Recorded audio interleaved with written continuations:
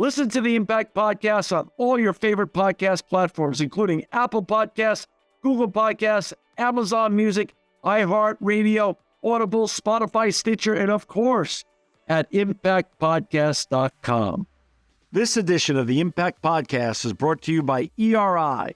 ERI has a mission to protect people, the planet, and your privacy, and is the largest fully integrated IT and electronics asset disposition provider and cybersecurity-focused hardware destruction company in the United States, and maybe even the world. For more information on how ERI can help your business properly dispose of outdated electronic hardware devices, please visit eridirect.com. This episode of the Impact Podcast is brought to you by Closed Loop Partners. Closed Loop Partners is a leading circular economy investor in the United States with an extensive network of Fortune 500 corporate investors, family offices, institutional investors, industry experts, and impact partners. Closed Loop's platform spans the arc of capital from venture capital to private equity, bridging gaps and fostering synergies to scale the circular economy. To find Closed Loop Partners, please go to www.closedlooppartners.com.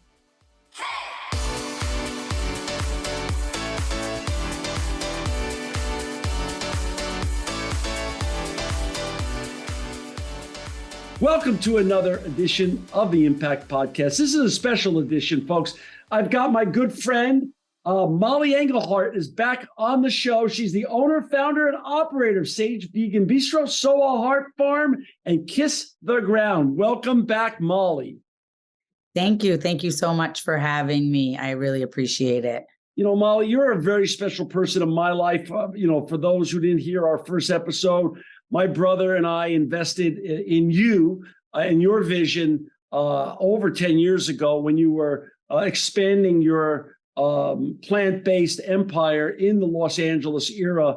And I'll tell you what, my brother and I both have been unbelievably impressed with not only what you represent as an entrepreneur, but how you went about doing it and how you've grown your business so amazingly so. So it's an honor to have you on because you're truly a great leader when it comes to vision and the plant-based world, the sustainability world, and women entrepreneurs, frankly. So thanks for all you do. Oh, thank you so much for having me on. And I'm so excited to be here. I just had a baby 5 weeks ago, so I'm a little... I remember your first one. Brain. Yeah. Now you have 4. We're going to talk about that in a second, but talk a little bit about your journey. You know, Mollie, you had a unique upbringing, to say the least. It's a fascinating upbringing. Share with our listeners, viewers, how you got informed as a young person to follow the path that you followed with regards to your career. So yeah, I was raised in my mom said that we were vegan, but we ate butter. So I grew up in a mostly vegan household, but we had butter because one time she put margarine in the oven and it turned to like this plastic and she was like, no more. So we had a 100% vegan household except for butter. That's a weird thing. That's one exception, big deal. That was her exception. But we grew up on a farm in upstate New York. We had apple orchards and we really, really, lived eating from the land and of the land. And we ate a very, very clean diet from a very, very young age. And so I never thought about that much about not eating meat. It was just part of the way life was. And then as I got older and there was these documentaries coming out and PETA was doing all of this stuff in my college years, I remember seeing like posters and stuff. I started to think more about it and I realized, oh, well, if I'm going to do a business, then it would make sense for me to do that kind of business. But like many kids that grew up in the town I grew up in, I went into music industry. And then from music industry, I went into pot growing, and I was a professional pot grower for a little while. And then I went into a vegan ice cream shop and I did stand-up poetry for a while. I was on HBO, Def Poetry and all that. Then I did the ice cream shop, but I realized the ice cream business was just too narrow. You literally just had a very narrow market of straight vegans because vegetarians are not going to eat there.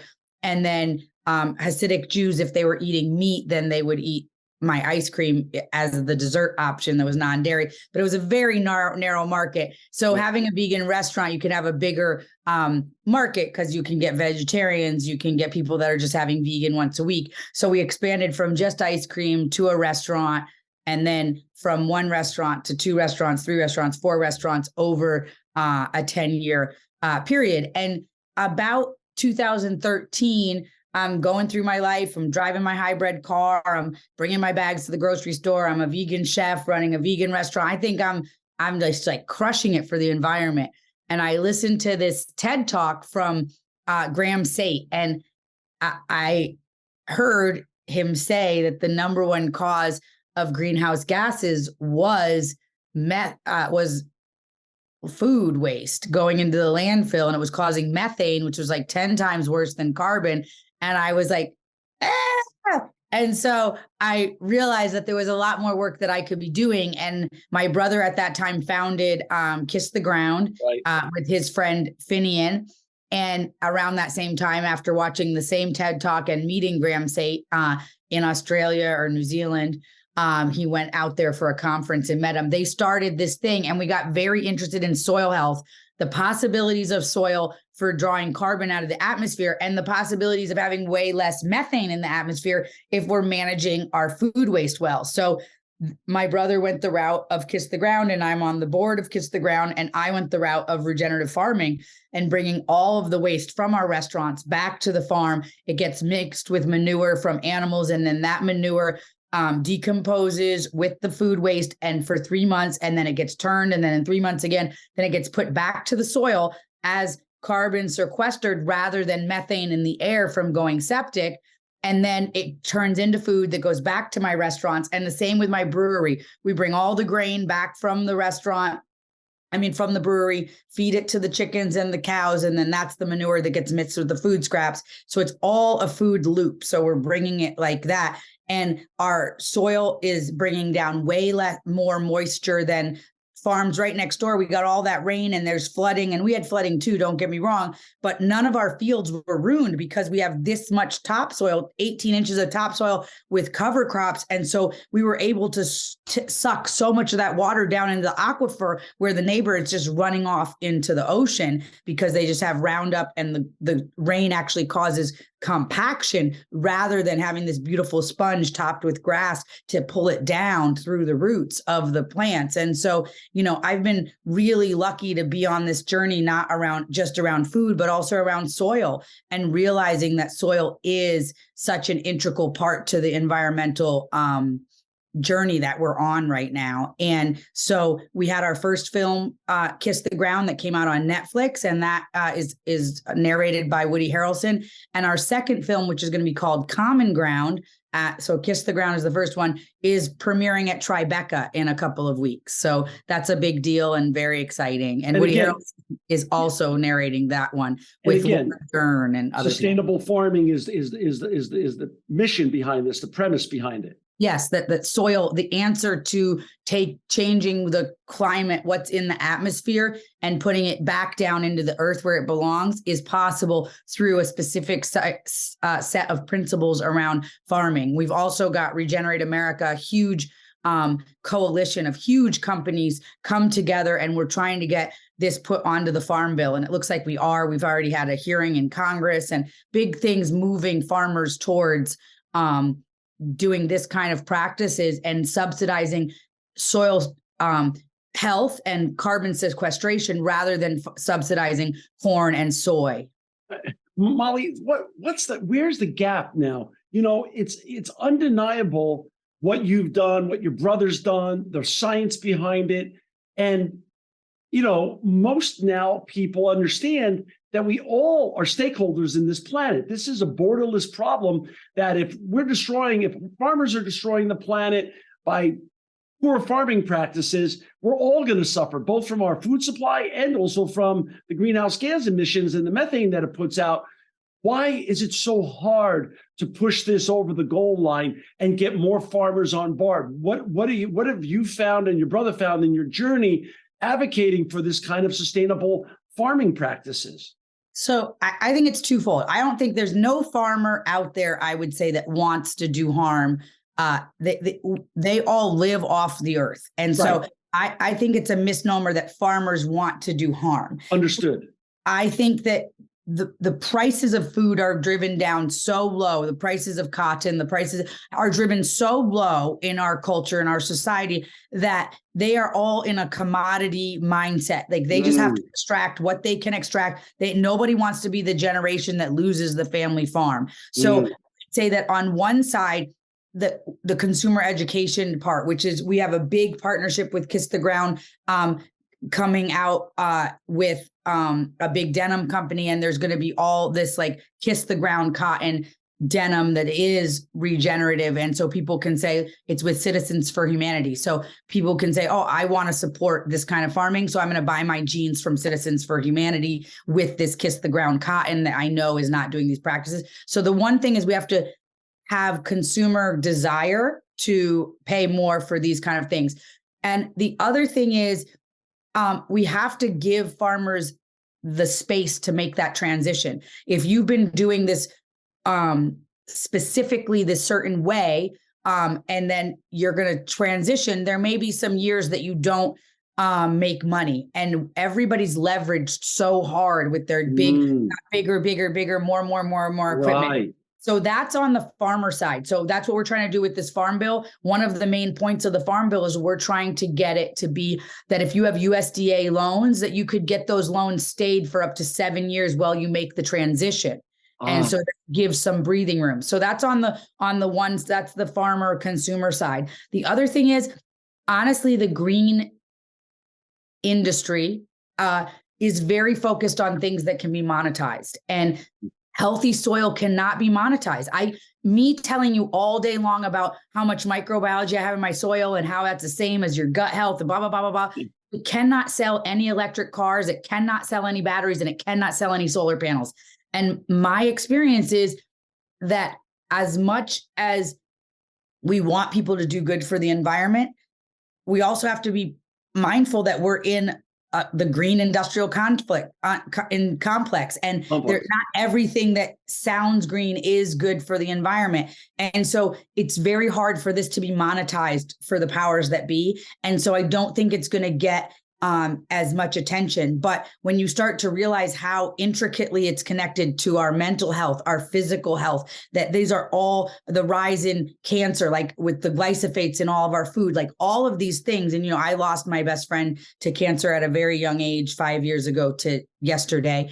And we know these poisons we're putting in all our food and our water and everything. And my request of environmentalists is, can we get back to those fundamental, the water, the soil, the air, because we're so concerned about green energy and we're so concerned about this switch over. We've lost sight of the plot in some ways because these forever chemicals are not being stopped. You go buy a couch today, tomorrow, it's still going to have endocrine interrupters all over that couch, and your kids are going to be putting their face and their mouth all over it. So I want to remind us all that fossil fuels, it's going to be a slow transition, and we're trying to rush something that we don't even have the infrastructure to do.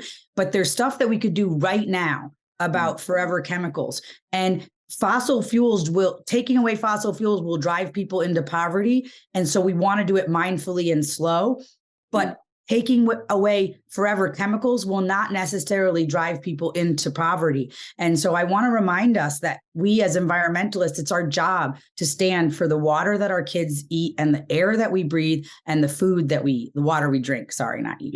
Yeah. So that makes total sense. Talk about though, so on your farm, you grow all the food for your restaurant only, not or all of it, but a fair amount. Right. The restaurants are still a big operation. We're not there yet, but we have 2 pieces of land, about 50 acres in total, and we grow all the lemons, the oranges, the avocados, and then we grow onions, we grow garlic, we grow vegetables, we grow all this different stuff. And we also have a CSA box. So let's say you lived in Los Angeles or in Ventura County, and you were like, I would really like to have a box of vegetables that I know there's no pesticides. Like my kids live here, so there's no chemicals anywhere in sight. So you can know when you're getting the food here, it's this food I would feed my child. So it's not going to have any chemicals. So we deliver these boxes to all over Los Angeles. We even take SNAP or food stamps. If people are feeling challenged financially right now, we can work with that as well. So we deliver right to your door anywhere in Los Angeles and anywhere in Ventura County. So about 50% of our produce goes to the restaurants and 50% goes direct to the consumer. And that is partly because I want to be a contribution to the community, and partly because direct to the consumer is better for the farm. And we're trying to make this economically work, not only work environmentally. That's a balance. Mollie, talk about, I met you just about when you were making that transition from a plant-based ice cream entrepreneur and the delicious kind cream ice cream that you have, and the first location you had of Sage Vegan Bistro downtown in Los Feliz area, to when you were expanding to Culver City. Talk about building out your vegan restaurant, plant-based restaurant empire, and how that's gone the last 10, 11 years.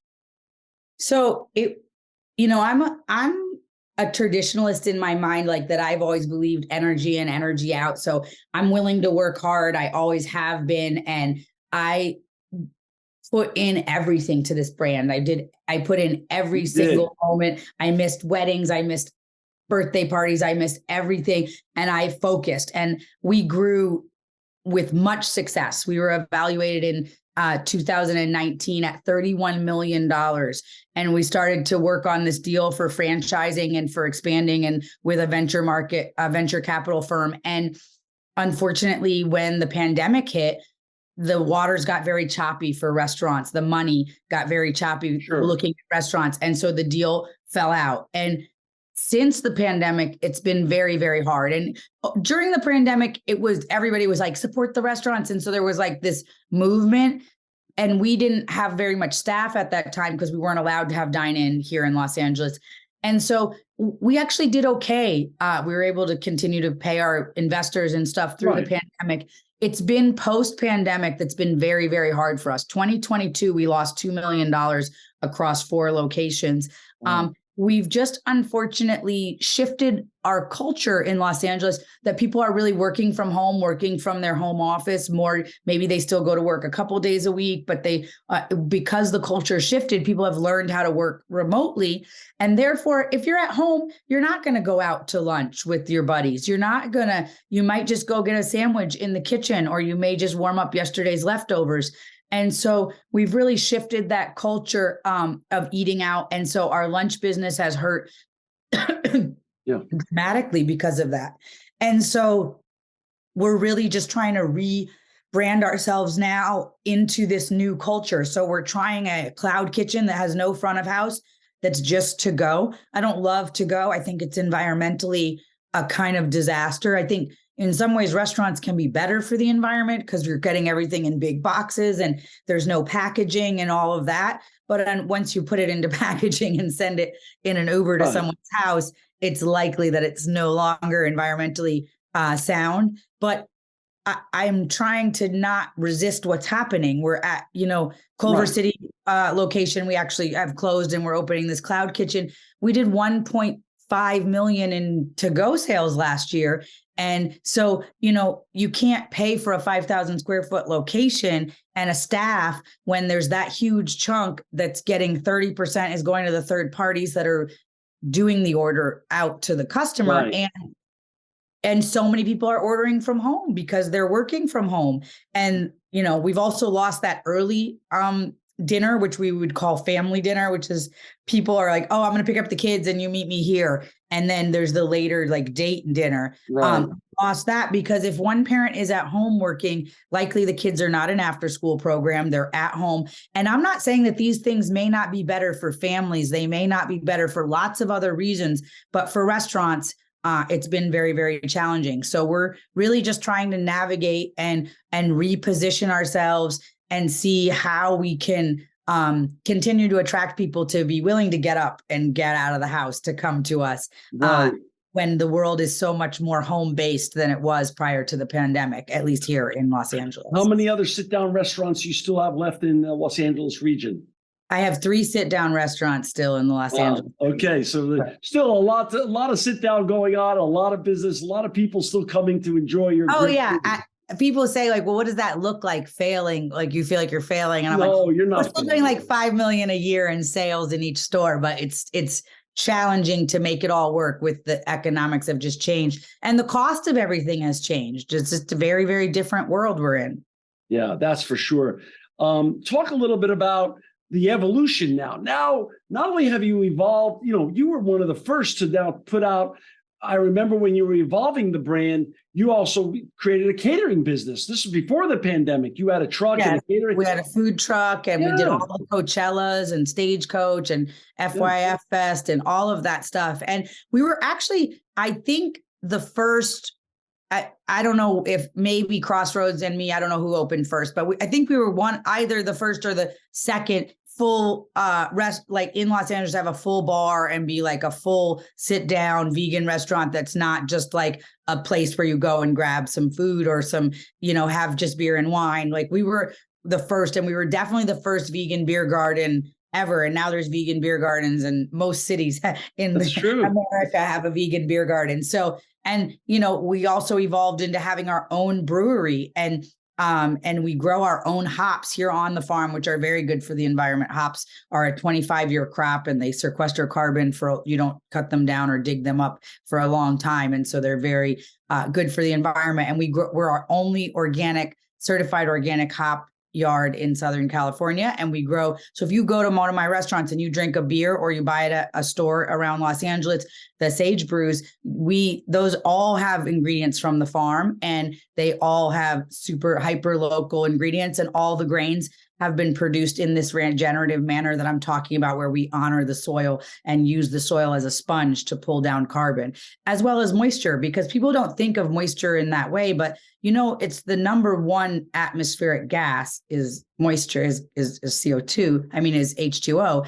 Right. And so when you think about that, it is important for us to, if we pave everything and we have these big fallow fields and these big feedlots, everything is just hot with no moisture. So we actually create our own drought. That's why I don't think those kind of yards where you put the fake grass and stuff like that, those are not actually good, because you want to keep the water cycle going. We are part of the water cycle. And when you make everything be hot and fallow and empty, then you get droughts. And so you think the rainforest produces moisture because plants are aspirating moisture out of and keeping that cycle going. And when we cut all the trees and the plants down, and then of course there's the movement for rewilding. But what I'm saying is that farmers have this unique ability that we can create food, create human health, and pull down carbon, sequester it, and pull down more moisture into the aquifers, as well as stop methane from going up. So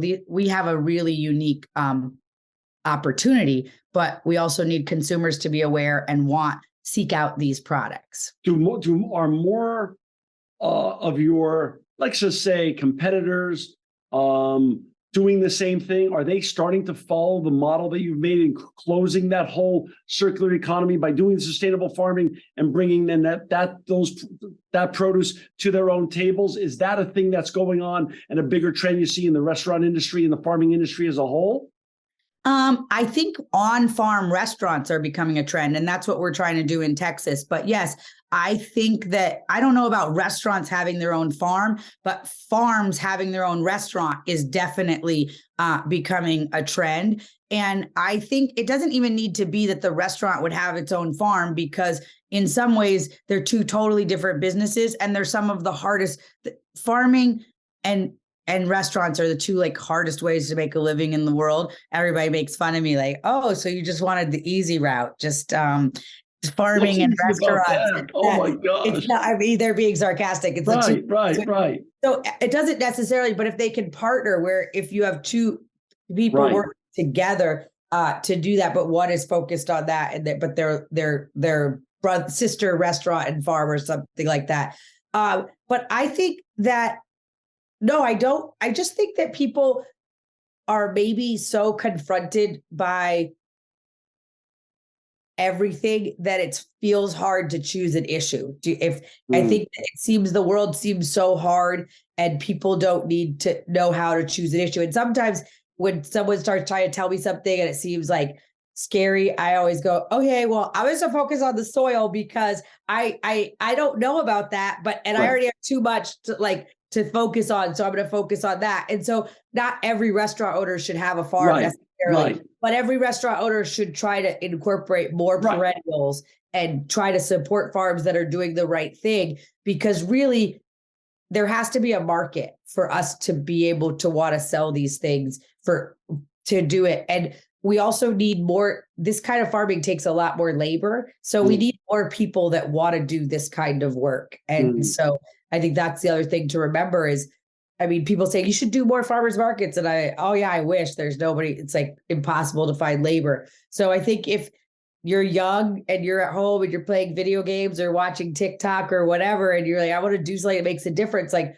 go find a farmer and, do some farmers markets for them and start educating people and have that, do that fun thing until you figure out what your real career is going to be. But it's hard to find labor is the other thing. For our listeners and viewers who just joined us, we've got Mollie Engelhart on with us today. She's the owner, founder, and operator of Sage Vegan Bistro, Engelhart Farm, also the co-executive producer of Kiss the Ground, and now soon to be coming out at the Tribeca Film Festival, Common Ground, the new movie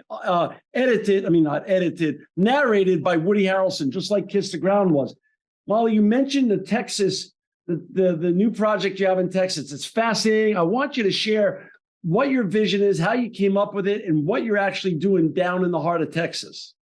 So we got a 250 acres ranch just north of San Antonio, kind of northwest of San Antonio. It's a beautiful valley. It has a river that runs or a creek that runs through it. And what we're doing is we're starting a regenerative farm. We're going to be building soil and sequestering carbon and all of that there. And we're putting a brewery on the farm. And we're also going to put a small restaurant on the farm. And so this will be a retreat center, a wedding place, a place that you could just go for the weekend. And we're going to have 30 tiny houses with Eclipse Villages. Eclipse Villages is a fully sustainable small house. The roofs are these like crazy metal panels that are actually solar panels. So it looks like corrugated metal, but they are actually they're actually solar panels, and they're all LEED certified, buildings. So you could come for just the night and have a dinner and a beer. You could come and spend the night in one of these cabins. You could be wanting to do a retreat for all your employees, and you could come all out and we would cook for you for the whole weekend or whatever. So that is the vision that we're working on. The first tiny houses are getting delivered. The first two are getting delivered here shortly. We just built this big pond for water catchment, and we're working on how to bring more water down into the aquifers below us. And we're building a big post and beam barn that's going to be for weddings and all of that. And so we're currently in the final stages of our money raised for this project. All the beer equipment has already been delivered, and we're going to turn this one big warehouse that's on the property already into a brewery. And so it will really be a closed loop. The food, the brewery grain will be right there, and it can be fed to the animals on the farm and put into the compost. Instead of having to drive it back and forth, everything will just be right there. And we just see it as this place that people can come and get out of their screen and have a time with whether it be a family reunion, a wedding, a conference, any kind of thing, a retreat. We'll have everything from church retreats to yoga retreats there. And we're very, very excited about it. It's what I love, hospitality and farming brought together. And we're very, very excited about this next chapter of our lives. And it seems like a natural progression from what we're doing here with Engelhart Farm and with Sage. Are you going to now tell me where you have 4 young kids now? I remember when you had the first one 7 years ago, and now you have 4. You have a husband. You have the Sage Vegan Empire in the Los Angeles area. What's your vision to manage your own time in terms of managing the Texas the Texas massive opportunity that I'm sure it's going to be a big success, but also keep California going. What are you going to do? What's your goal here? How are you going to do that? My goal will be to move to Texas full time eventually. We have Okay. a COO in place. I have a regional manager in place, and I've been here for 10. I mean, I've been here for much longer, but we've been doing this for 11 years. Yeah. I feel like I have given a lot to this project, and that this project, I'm waiting to make it a little bit more stable because of this COVID thing that happened. I just want to make sure it's secure before I leave. But my intention would be that eventually I'm living in Texas full time. We're living here full time right now. And every couple months we're going out there for a few weeks. And it's hard to fly with 4 kids and 2 adults. Were outnumbered. And so we bought an RV and we've been driving, because that seems like it's not easier, but it actually is easier when you're trying to fly with 4 kids when they're all under. What town in Texas is your new place? Bandera. Well, it's between Bandera and Kerrville. It's right in the heart of Hill Country. And if there's people that are watching or listening to this that want to invest in your project, and I'll tell you, as one of your investors in the Sage Vegan Bistro empire that you built, I think you're one of the most dedicated and vision and focused entrepreneurs I've ever been involved with. And I know Texas is going to be a huge success, what you're doing down there. Where can they go? What website can they go to learn more about what you're doing in Texas if they're interested in potentially investing? If you go to the Engelhart Farm website, there's a page that says Sovereignty Ranch and it says investment opportunity, and you can look at the entire deck there. And so if it's not for you, you don't even have to talk to me, because it's all there. It's all laid out there. Right. And then if you are interested, there's a form you can submit and have a deeper conversation with me. If it looks interesting once you read the deck. And the opportunity is split into 2 sides. So you could just invest in the brewery or just invest in the hospitality if one seems more attractive to you. And for our listeners and viewers, that's www.sowahart, SOWA heart.com, sowahart.com. It's a beautiful website, all full of the information you need to assess the opportunity. And then if you're therefore interested, you get in touch with Mollie and you have a further discussion. Go back to where we are now in this journey, Mollie. With Common Ground coming out in a few weeks, the massive success on Netflix of Kiss the Ground, do you feel more hopeful than ever before with regards to where we're going in terms of regenerative farming and sustainable farming?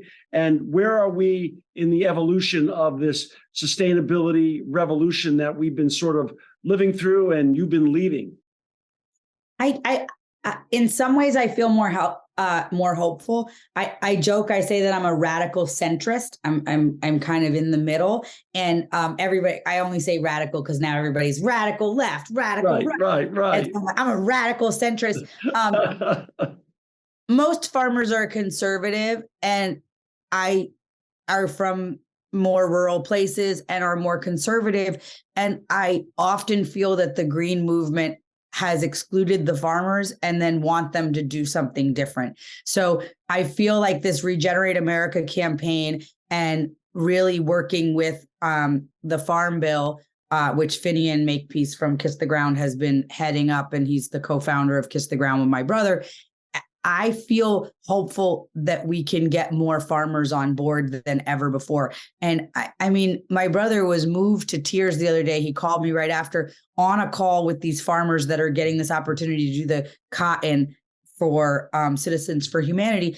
I mean, these farmers are having health issues from the Roundup and all of these things. And they're just so excited to know that they have a market to make this transition and feel safe to do it. And so if the Farm Bill can do that for what Citizens for Humanity and Kiss the Ground are doing on a small scale, that is, unbelievable. The ability to move away from these chemicals and not, I mean, how heartbreaking would it be to be sick and be spraying these chemicals out of survival on your land? So I do feel hopeful that we're going to bring more people to this movement. And I hope that the green movement as a whole could come to the center and realize that we do all need to be in it together. And so wrong making or side taking is not the answer. We really have to, like you said, this is not a partisan issue. This is everybody's issue. But when we start going into like these extreme kind of ideas of, okay, we're just getting rid of all fossil fuel cars in the next 7 years, like that's not going to bring people in. Yeah. And so I want to have ideas that bring people in, and healthy soil is one of those ideas. And I think that the impact is really beyond what we could even say. And I was disappointed when Biden did the 30 by 30, everybody was like celebrating 30% of land in the United States should be rewilded, should be wild by 2030. But my thing was, why not 30% of the farmland is in regenerative agriculture by 2030? Because a wild space, yes, brings down carbon. But when you're consciously making practices to intentionally bring down carbon, I can be 100 times more effective than just the wild hill for the Condor Reserve that's across the street from my farm. If you go check those two soils, I'm pulling down more water, more carbon than that wild area that's always been wild. It's a Condor Reserve. And so I request that we all just look to the soil and just take any paths forward around making healthy soil, because a living plant in healthy soil is doing its job. But we have the power through these specific steps of regenerative agriculture, which is holistic plant grazing, low till, no chemicals, and keeping the ground covered, whether it's cover crops and those things, and never overgrazing, and all these steps. We have the power to bring so much more carbon down than rewilding would ever have. Like, Mollie, how do we bring more people in to support? Like you said, I think it's brilliant to term that radical centrist. I think that's a great line. We need more of that nowadays than anything else. How do we bring our listeners and viewers in to support the Farm Bill? Can they actually write to their congressman or woman to actually express their support for a Farm Bill? And what's the number of the Farm Bill? Is it yet numbered so they could refer to it appropriately? Yes, and I should know the number, but I don't. But it's this upcoming Farm Bill, and there is a website where you can go, and it's regenerateamerica.com, regenerateamerica.com, and you can sign the petition, and you can definitely tell your congressman, and you can definitely tell your senators that you want regenerative agriculture to be part of the Farm Bill. But there's a lot of information on the regenerateamerica.com, and there's an Instagram, Regenerate America. Perfect. And all of that. I apologize.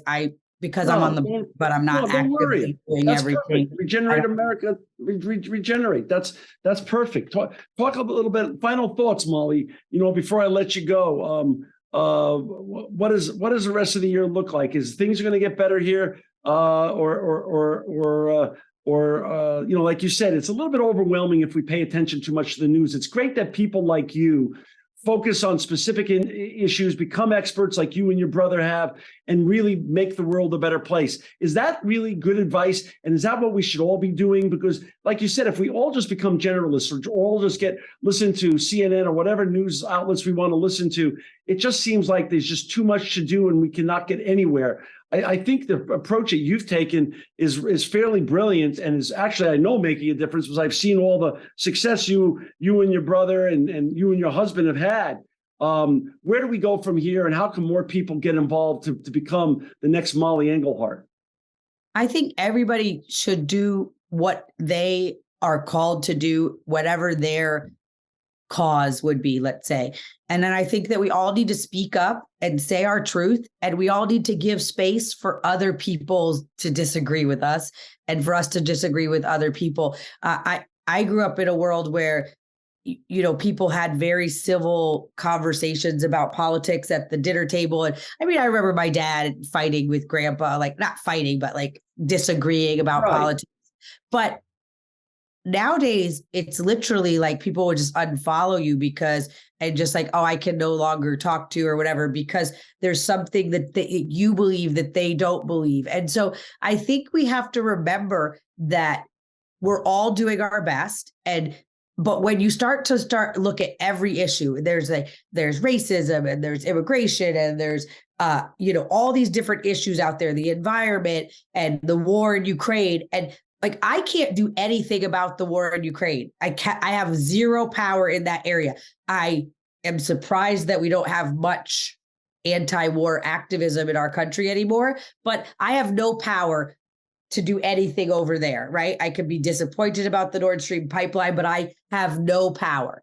But I do have power to do stuff in my own community. Like, it took 2.5 years to be able to take food stamps, but that makes a difference now. People can buy really healthy produce with their food stamps instead of whatever they were getting before at their local market that didn't have that many options. Now this is delivered to their house. So I try to keep in my lane and speak up my truth about whatever, but stay in my lane and do the best that I can do, because we're not meant to know every single thing that's happening all around the world at the same time. We can't be like, there's kids in cobalt mines that are mining and and then the gas is getting to the animals in the ocean, and the this and the that, and this is getting into this thing, and the train tipped over in Ohio, and you just start to get totally overwhelmed. Oh, and so I think that if we can do our best in an area that we think we can make a difference, but what we cannot do is be keyboard warriors where we're just telling other people how they're wrong, how their beliefs are wrong, how what they're doing is wrong. We have to get out there and be the change. Like, you are the one that you've been waiting for. 100%. Whoever you are, you're the one that you've been waiting for. And so be that person that you're waiting for, but don't make other people wrong for however they're trying to make a difference in the world. That's right. Great point. Mollie Engelhart, I love talking with you always. I miss seeing you in person. I just love your new project in Texas. For our listeners and viewers to find Mollie and her great food, please go to sageveganbistro.com to find Mollie and her great new project in Texas. And if you're interested in investing in that project, please go to soahart.com. Go watch Kiss the Ground on Netflix. Go watch Common Ground when it comes out. Change your life, change your mind, make a difference. Mollie Engelhart, you're always welcome back on the Impact Podcast. You're making the world a better place with your family, with your friends. We just love what you do. Thanks again for all that you do. Thank you so much. Take care. This episode of the Impact Podcast is brought to you by CO2.com. Companies today are trying to figure out how to achieve high-quality climate credentials. CO2.com is the easy button for any business to go beyond offsetting and fund truly impactful projects across carbon, nature, and community. CO2 provides verified metrics that can be used in reporting and messaging. Have confidence in demonstrating your climate leadership. Go to CO2.com to access quality climate credentials you can trust on the road to net zero and nature positive. This edition of the Impact Podcast is brought to you by Engage. Engage is a digital booking platform revolutionizing the talent booking industry. With thousands of athletes, celebrities, entrepreneurs, and business leaders, Engage is the go-to spot for booking talent for speeches, custom experiences, live streams, and much more. For more information on Engage or to book talent today, visit letsengage.com.